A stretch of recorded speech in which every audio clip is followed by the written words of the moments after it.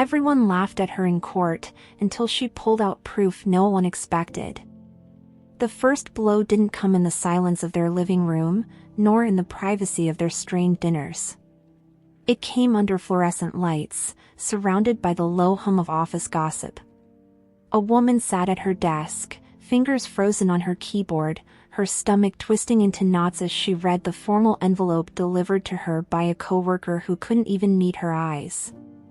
Inside, the crisp white pages confirmed what the office whispers had already started to circulate. Her husband had filed for divorce, and not just any divorce. He was demanding nearly everything: the house, the savings, and even the modest inheritance left to her by her late mother. The legal jargon was cold, detached, as if a decade of marriage had been reduced to a business transaction to be settled like a bad debt. The humiliation didn't end there. Her husband, once charming and affectionate, had taken the liberty of shaping the narrative before she could even process what was happening. By the time she stepped into the break room to pour herself a cup of water with trembling hands, she could hear her own story being told by people who barely knew her. They called her lazy, ungrateful, a woman who spent years living off her husband's hard work without lifting a finger. Each word sliced into her like a blade, carving into the fragile dignity she still clung to. It was unbearable to imagine these same people, who once smiled at her in passing, now dissecting her life like a tabloid headline. At home, the silence was suffocating. The house, once filled with quiet routines and the comfort of familiarity, felt like a stage left empty after a bitter play. The man who had once held her hand at family gatherings now used those same hands to sign documents meant to erase her existence from his life. She sat on the edge of their marital bed, the papers in her lap, wondering how long he had been preparing for this. Had every dinner conversation, every fleeting touch, been nothing more than steps in his carefully crafted plan? There was no answer in the silence, only the dull ache of betrayal she was forced to endure alone. Her reflection in the hallway mirror startled her. The woman staring back was thinner than she remembered, her shoulders slumped under the weight of years spent trying to be enough for a man who had decided long ago that she never would be. The bags under her eyes were no longer just from lack of sleep but from the erosion of her sense of self. In that moment, she realized this wasn't just a divorce. It was a public execution of her character, orchestrated by the man who once promised to love her. Her phone vibrated on the nightstand, breaking the silence. Another message, another reminder that her private pain had become entertainment for others. The words were cruel, the sender anonymous but familiar in tone. It was a message that summed up exactly how the world now saw her: everyone knows you're nothing without him. The courtroom felt colder than she expected, the polished wooden benches and high ceilings adding to the air of formality she wasn't prepared for. Her hands trembled slightly as she clutched the stack of papers her lawyer had given her, but it wasn't the legal documents that made her stomach churn, it was the man sitting across the aisle. Her husband, or soon-to-be ex-husband, lounged comfortably in his chair, one arm draped casually over the back, the other resting on the polished table as if the entire proceeding was a formality beneath his attention. His smile was small, but the arrogance in his eyes was loud enough for everyone to hear. The room was sparsely populated, but the people who were there seemed more interested in the drama than the justice. There was a quiet hum of whispers every time her husband leaned over to his lawyer, flashing an easy grin that seemed to say he had already won. She could feel the weight of those whispers, the invisible judgment settling on her shoulders like a heavy coat she couldn't remove. It didn't matter that they didn't know her side of the story, people rarely cared about the silent party when the louder one controlled the narrative. Her lawyer's voice was distant, a hollow echo in the vast room. Her mind drifted, each glance at her husband pulling her back to memories she had worked so hard to bury. The first years, when his smiles were real and his touch was warm. The middle years, when her opinions were dismissed with a laugh and her dreams were shelved in favor of his ambitions. And now, the final year, where silence had replaced every word between them until the only communication left was through legal filings. Across the room, her husband whispered something to his lawyer, and both of them chuckled softly. The sound filled the space, another public reminder that this wasn't just a divorce, it was a performance, and she was the joke. She used to believe that love was measured in years, that the length of a relationship proved its strength. 10 years should have meant something, should have been a foundation strong enough to weather storms, to hold against the erosion of time. But those 10 years had become a prison sentence, each year adding another layer of silence between them. The small cracks appeared early, disguised as harmless remarks about her lack of ambition or playful jabs at her clumsiness in the kitchen. She laughed along at first, eager to be the easygoing wife who didn't take herself too seriously. But laughter turned to silence when the remarks stopped being jokes and became declarations. Every dinner with friends was another stage for him to perform on, regaling guests with exaggerated tales of her forgetfulness or her lack of understanding about his work. She learned to smile politely, pretending the stories were funny instead of humiliating. She convinced herself that this was what marriage looked like: compromise, patience, the willingness to be the butt of the joke for the sake of peace. Until the jokes followed them home, until they were no longer stories for guests but standards for how he saw her.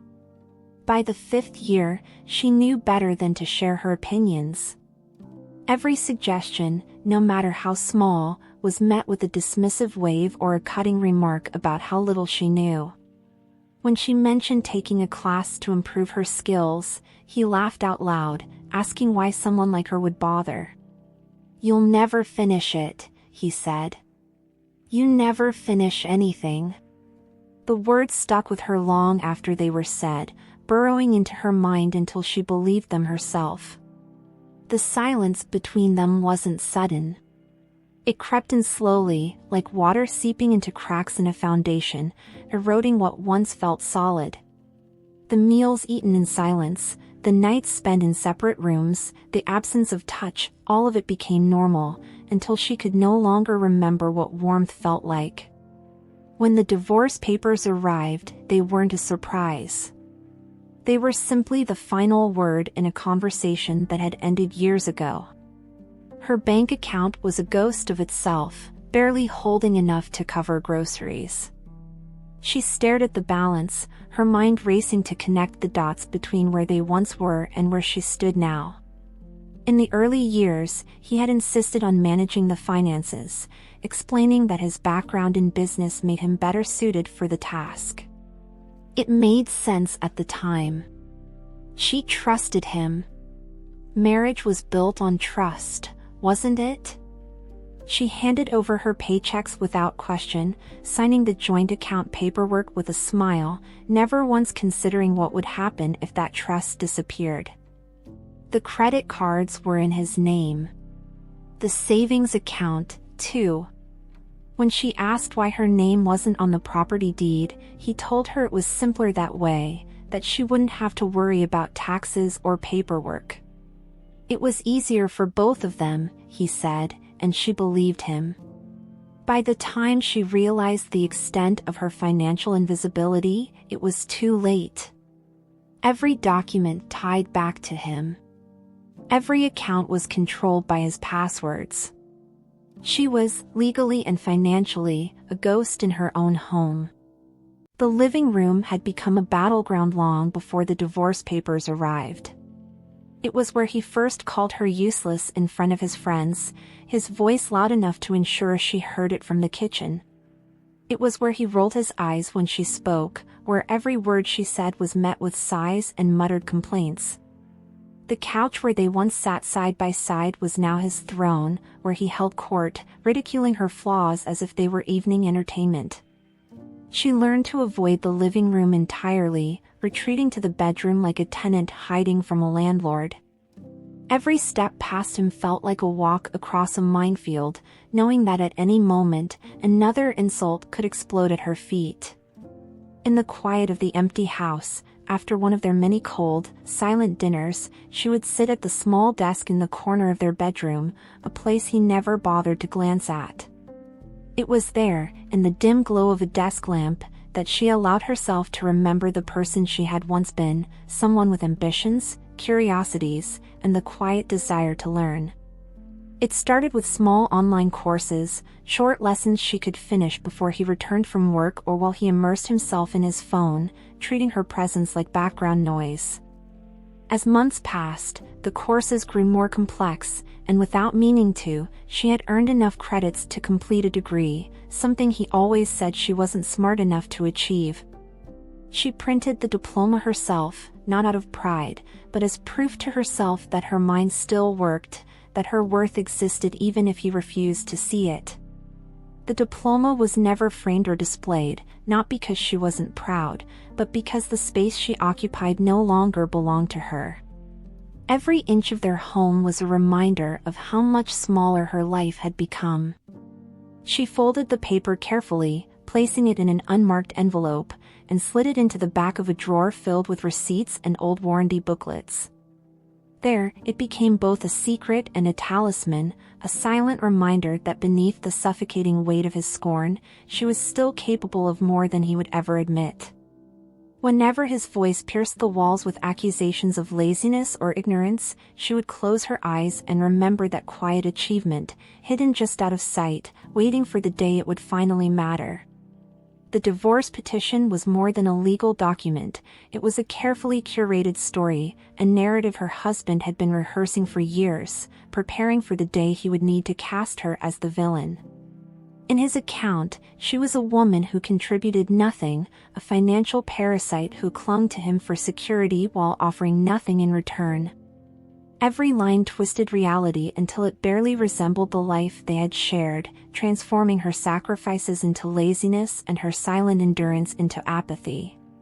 He painted himself as the tireless provider, burdened with an incompetent wife who refused to improve herself, and the ease with which he spun the tale made her wonder how long he had believed his own lies. At the first hearing, his lawyer spoke with the confident tone of someone who had only heard one side of the story, the version where she was little more than a passive figure in her own life.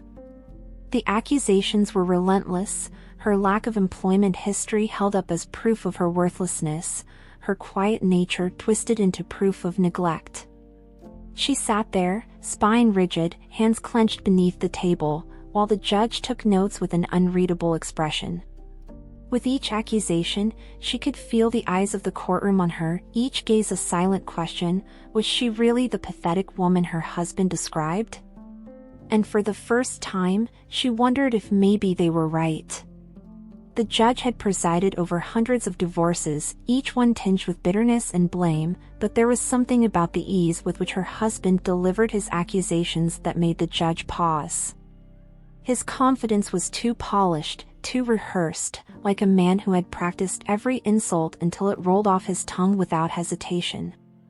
There was no hesitation in his voice, no flicker of doubt or guilt, only the smug assurance of someone who believed his version of reality was unshakable.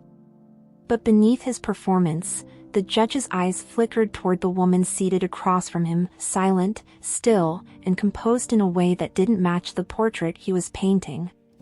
The judge's questions began slowly, almost casually, but each one carried weight.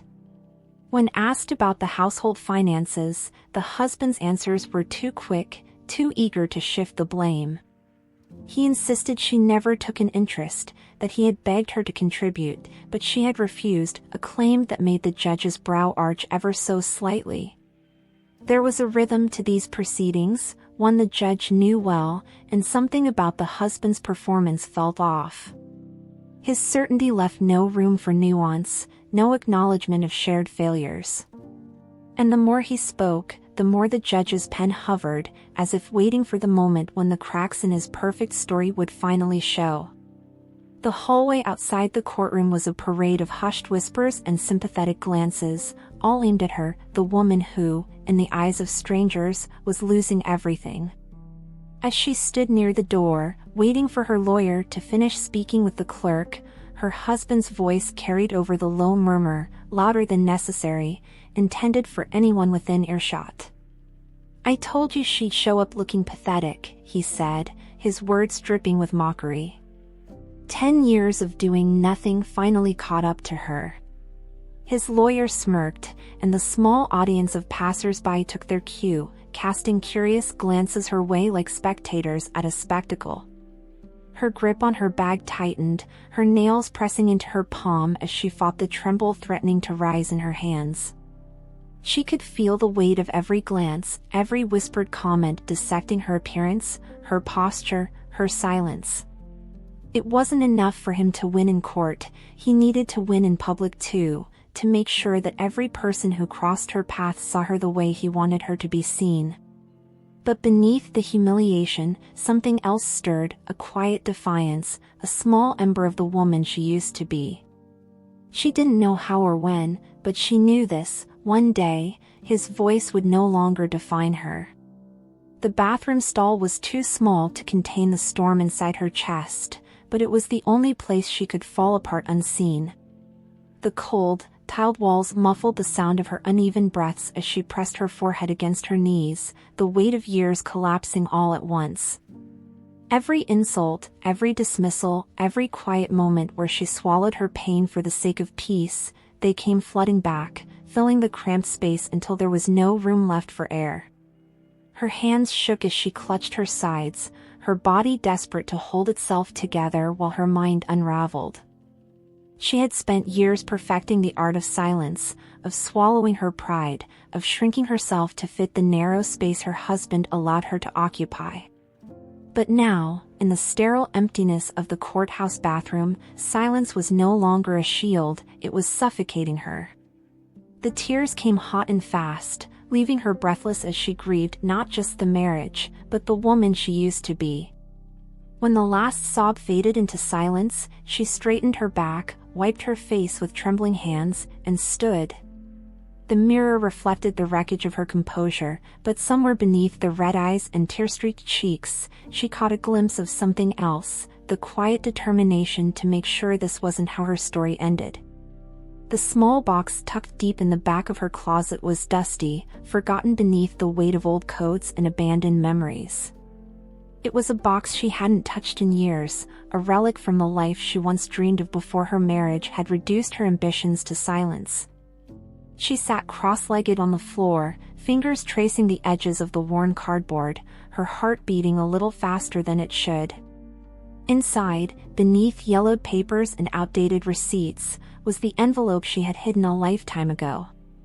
Its edges were softened by time, the ink on the front slightly smudged, but the contents inside remained intact, a collection of certificates, old correspondence, and a single document that could rewrite everything. She unfolded the paper with care, her breath hitching at the memory it carried. It was a notarized agreement, one her husband had signed in the first months of their marriage, back when trust was implicit and promises were still believed. The agreement acknowledged her initial contribution, a sum of money inherited from her mother, used as seed capital for the business her husband now claimed to have built alone.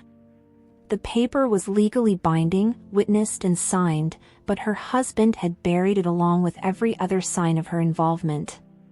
She had hidden it not out of fear, but because at the time, she believed love meant not keeping score. Now, that paper felt like both a weapon and a lifeline. The courthouse air was heavy with the stale scent of old wood and worn-out carpet, but none of it mattered when a familiar figure stepped into the waiting area. For a moment, her breath caught in her throat, her mind struggling to place the face with the years that had passed. He was older now, his hair thinner, his posture slightly stooped, but the sharpness in his eyes remained. It was her husband's former business partner, a man her husband had carefully erased from their lives after a bitter falling out. No one had heard from him since, his absence rewritten in the family narrative as proof of his incompetence, his greed, his supposed betrayal. Yet here he stood, uninvited and unexpected, with a manila folder tucked under his arm. He approached her cautiously, almost apologetically, aware that his presence alone might cause problems. "I heard about the divorce," he said softly, his voice rough with years of silence. "There are things you need to know, things I should have told you years ago." She didn't know whether to feel relief or fear, but she followed him to a corner of the hallway, where he opened the folder and laid out years of records, emails, account transfers, contracts with her forged signature. Her husband hadn't just manipulated their marriage, he had built his empire on lies, cutting out anyone who stood in the way, including her. The documents were damning, but it was the partner's final words that stayed with her. "He's been preparing for this divorce for longer than you can imagine." Long after the courthouse emptied for the day, she sat alone at her dining table, the glow of her laptop illuminating the quiet room. With trembling hands, she logged into their old joint bank account, the one her husband had closed the year before under the pretense of simplifying their finances. There was nothing left in it now, but the archived statements still told a story.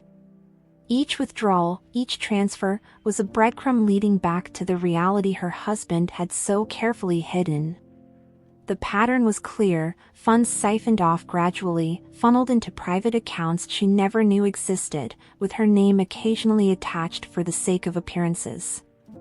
The more she scrolled, the more her stomach twisted into knots. Every dollar he had spent on lavish business trips, every unexplained expense disguised as household needs, had been pulled from accounts partially in her name, creating a financial trail that left her legally vulnerable. But there was something else, transfers marked with her forged signature, linking her to loans she never approved. It was no longer just about the marriage, it was a deliberate financial entrapment, a methodical destruction of her independence designed to ensure that when this day came, she would have no ground to stand on. But he had miscalculated one thing, she had found the records, and for the first time in years, she had something he feared, proof. The company her husband built, the one he paraded in public as his personal triumph, was more than a successful enterprise. It was a facade, a shell layered over something far more precarious. Buried beneath financial records and fake contracts was the truth she had unknowingly been part of from the start. When they first married, she had inherited a modest sum from her mother's life insurance. She remembered how her husband had held her hand, promising that they would invest it wisely, that their future would be built together. What she didn't know was that her inheritance wasn't just invested, it was the only capital the business had. Her name appeared on silent partnership agreements, contracts she had never seen, all designed to show that she was a passive investor, a shield to make the business appear credible to banks. Without her, the company's early funding would have collapsed. Her husband knew this, which was why over the years, he gradually erased her involvement, rewriting history until she was nothing more than a shadow, a woman who contributed nothing and knew even less. But the documents didn't lie, and neither did the signatures, even if some were forged. The business wasn't just his, it had always been built on her foundation, and now the cracks were starting to show. There was a night, years before the papers were filed, when she stood in the middle of their bedroom with a half-packed suitcase and a heart so heavy it felt like it might break her ribs. The house was silent, her husband gone on another one of his sudden business trips that left her too much time to think. The air was thick with memories, the good ones, from the first years when he still reached for her hand without thinking, and the bad ones, each one pressing against her until she could barely breathe. Her fingers curled around the handle of the suitcase, her mother's voice echoing in her mind, reminding her that sometimes leaving was the only way to save yourself. She made it as far as the front door before the weight of guilt pulled her back. She had made promises, not just to him but to herself, to be better, to try harder, to make the silence between them feel less like failure and more like comfort. She told herself that love was work, that every marriage had storms, that staying was a sign of strength. She placed the suitcase back in the closet, not knowing that by staying, she was choosing to disappear piece by piece. Now, with the past laid bare before her, she wondered if leaving that night would have saved her, or if the woman she once was had already been gone.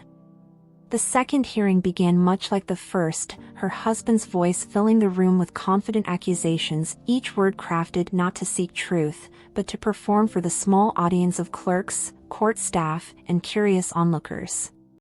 His lawyer, armed with binders full of curated timelines and exaggerated grievances, spoke of her supposed idleness, her refusal to contribute, her inability to function as a proper wife. Every sentence framed her as a weight he had been forced to carry, a burden that had drained both his finances and his spirit.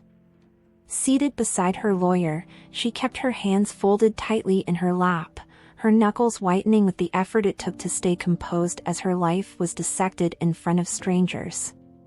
What her husband didn't notice, what no one but the woman herself saw, was the subtle shift in the judge's posture. Where once the judge had listened with detached professionalism, there was now a spark of skepticism, a narrowing of the eyes each time her husband recited events with theatrical ease. The judge's pen tapped softly against the bench, a quiet metronome counting the inconsistencies that had begun to surface.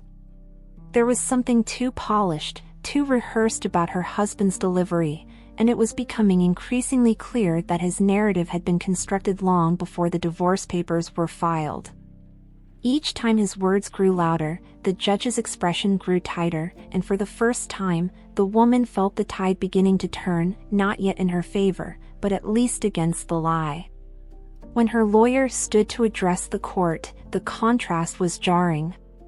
Her lawyer's voice lacked the theatrical flair of her husband's legal team. There were no grand flourishes, no exaggerated descriptions of her suffering.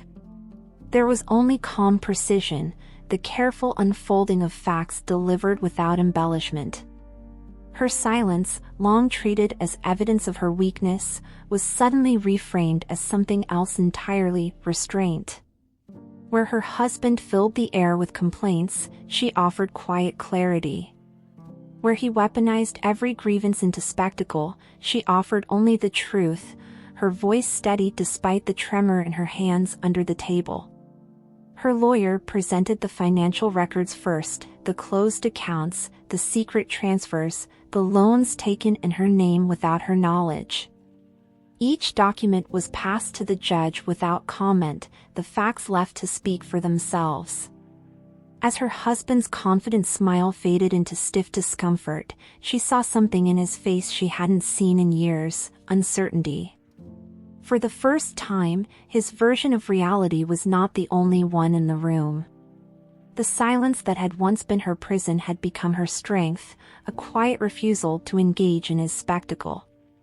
And when her lawyer sat down, she met her husband's gaze across the room, and for the briefest moment, she saw the flicker of fear in his eyes.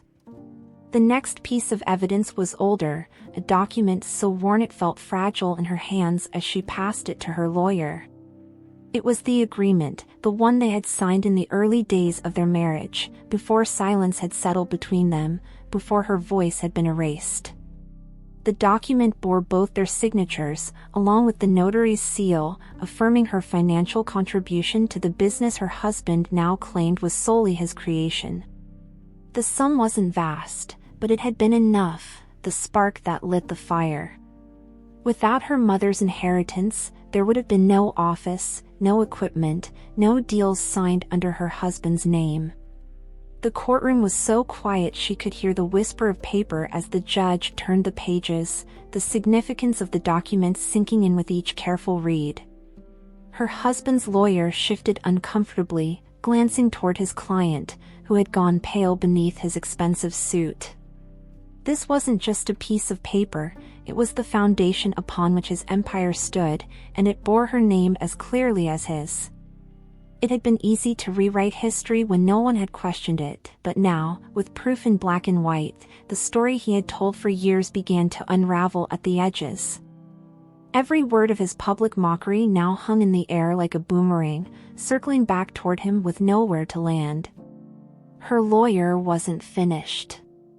One by one, the emails surfaced, drafts and responses she had once sent from a shared computer, her suggestions for the company's branding, her research into suppliers, all dismissed by her husband at the time but quietly implemented later.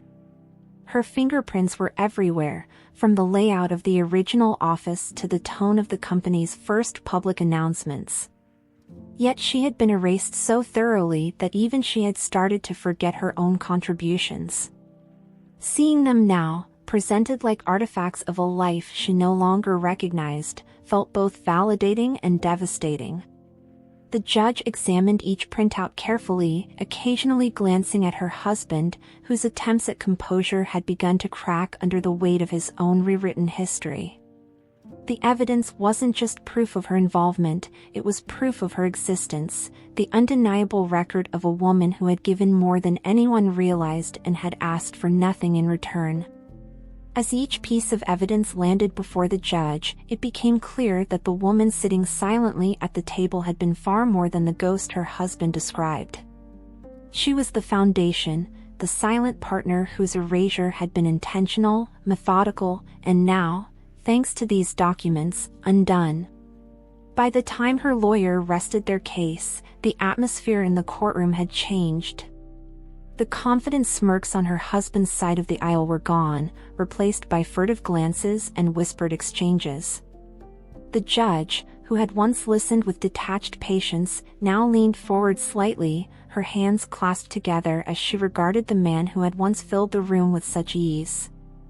"Mr. Whitaker," the judge said, her voice even but unmistakably sharp, "I'm struggling to reconcile the woman you've described with the evidence before me."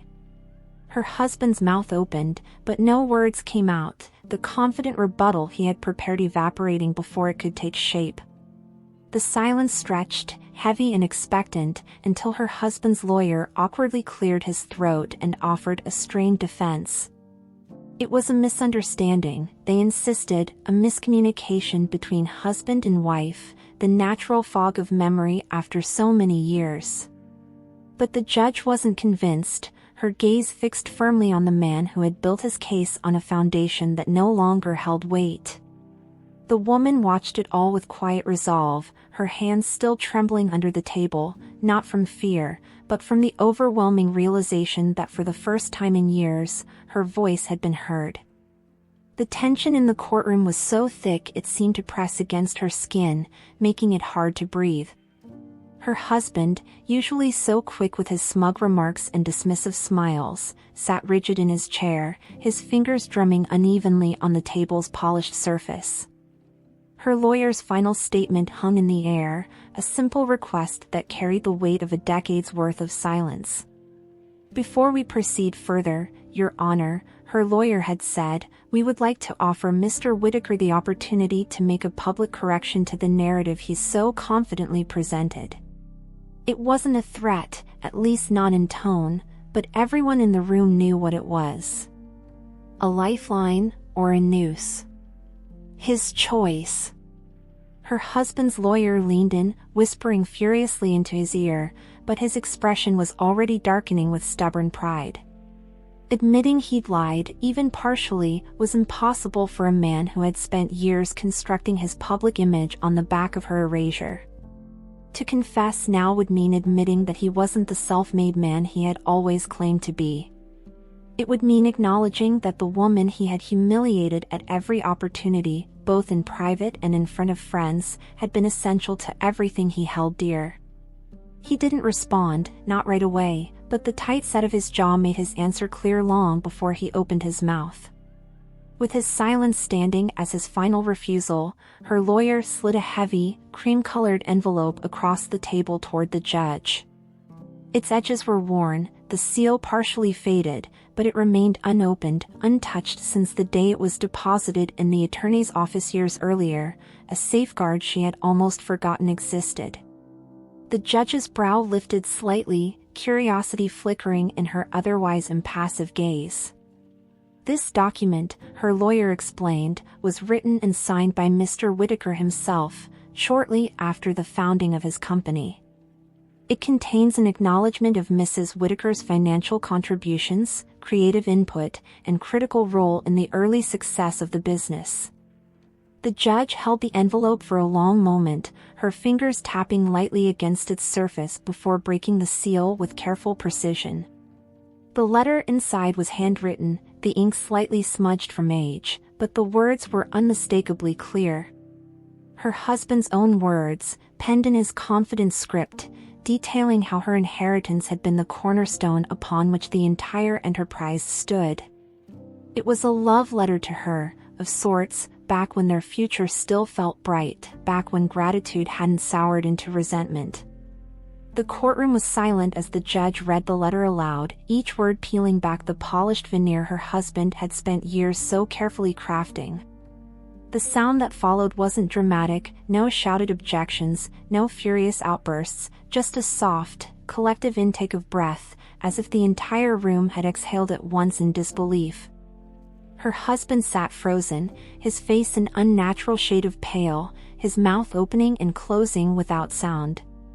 He didn't deny it, couldn't, not with his own handwriting staring back at him like a ghost he thought he'd buried.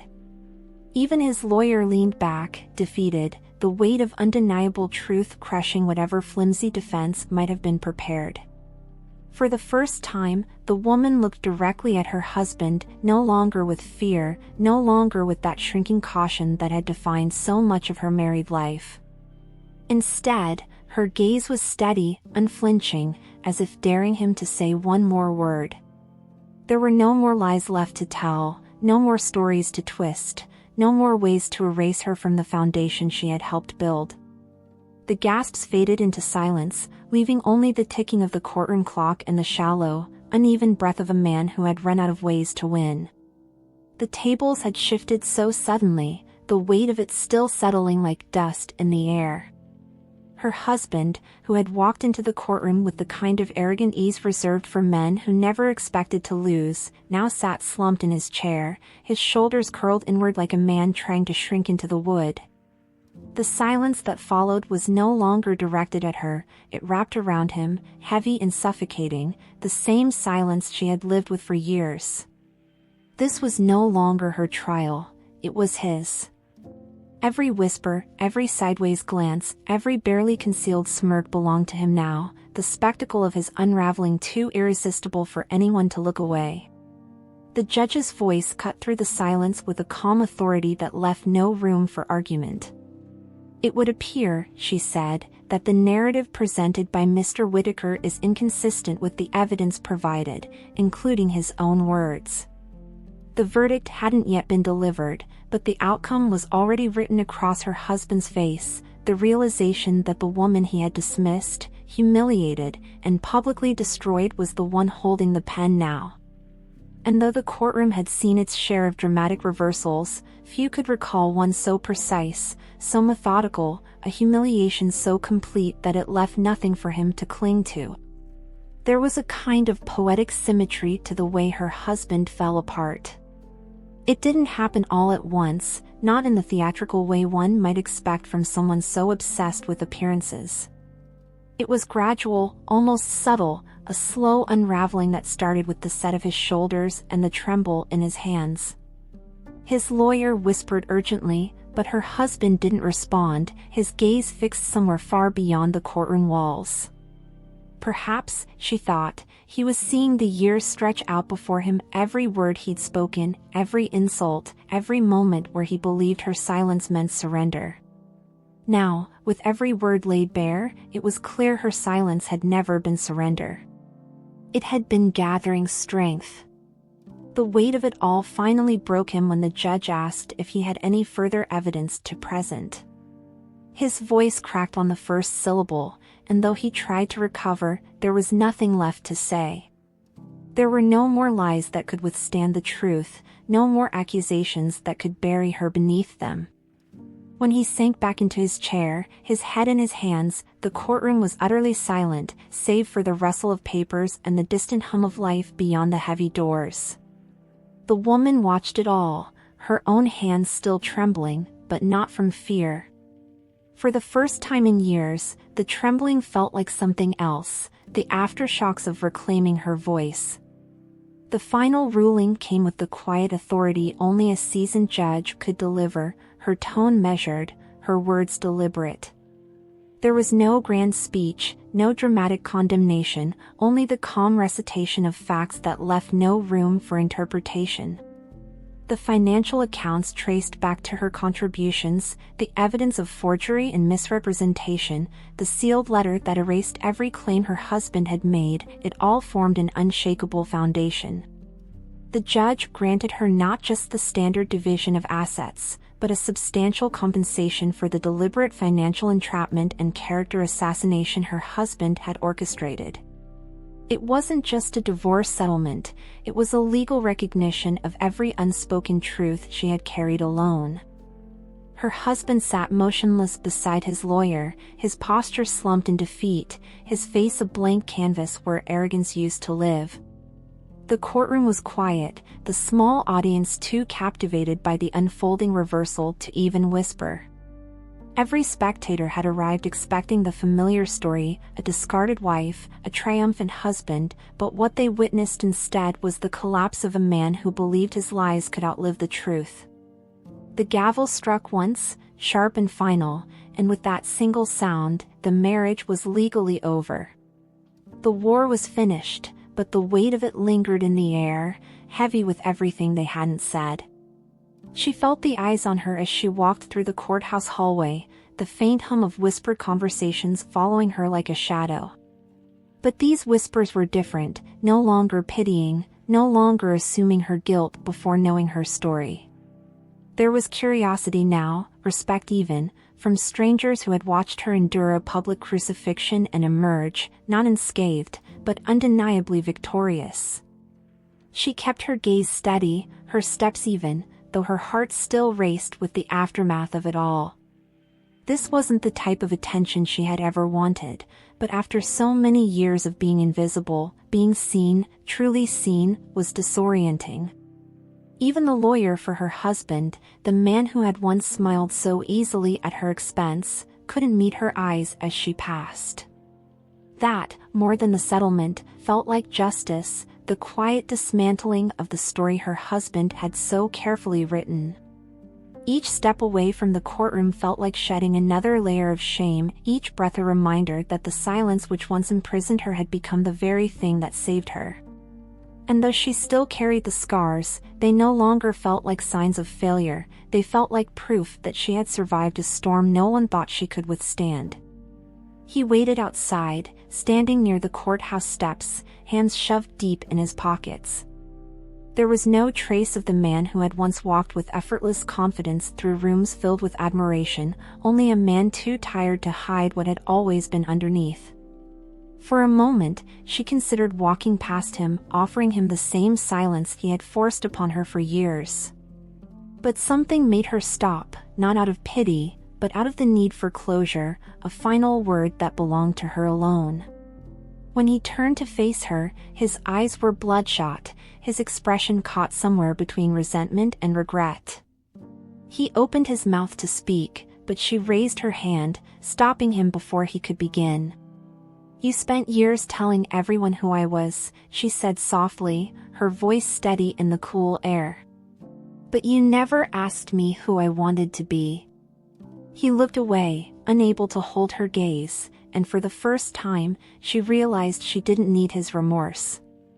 His silence, once a weapon, was now her victory. Without another word, she stepped past him, her heels tapping against the concrete with the certainty of a woman who no longer had anything left to prove. This wasn't forgiveness, it was freedom. The house felt different when she returned, not because anything had physically changed, but because the weight that had filled every corner was gone. The silence no longer pressed down on her shoulders, it was hers now, a space to breathe instead of suffocate. She moved through each room slowly, reclaiming them one at a time, the kitchen where her opinions were once dismissed, the living room where her presence had been ignored, the bedroom where she had often lain awake, rehearsing apologies for things that weren't her fault. Every step was a quiet act of reclamation, a reminder that her life was no longer defined by the man who had tried to erase her. She unfolded the diploma she had once hidden, smoothing the creases with careful hands before pinning it to the wall above her desk. It wasn't just a piece of paper, it was proof that her mind, her worth, her potential had existed all along, even when no one was willing to see it. She sat at the desk, fingers tracing the edge of the surface, imagining the woman she might become now that there was no one left to shrink for. The future felt uncertain, unfamiliar, but for the first time in years, it belonged to her alone, and that was enough. The first time she laughed, really laughed, it startled her, a sound so unfamiliar in her own home that for a moment, she didn't recognize it. It happened when she spilled coffee on a stack of papers, something that would have once sparked an apology, an explanation, a fearful glance toward her husband. But there was no one to apologize to, no one to placate or appease. The mistake was hers alone, and so was the laughter that followed, a bubbling release that filled the empty house with life. It wasn't just a laugh, it was the sound of a woman who had finally stepped out of the shadows. In the months that followed, she rebuilt her life not with grand gestures, but with small, deliberate choices. She found work, not glamorous, not prestigious, but hers. She made plans, simple ones, a weekend trip, a dinner with an old friend, things she once couldn't imagine doing without permission.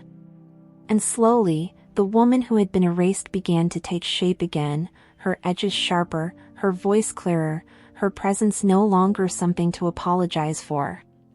The story her husband had written was over, but hers was just beginning, and this time, she was the one holding the pen.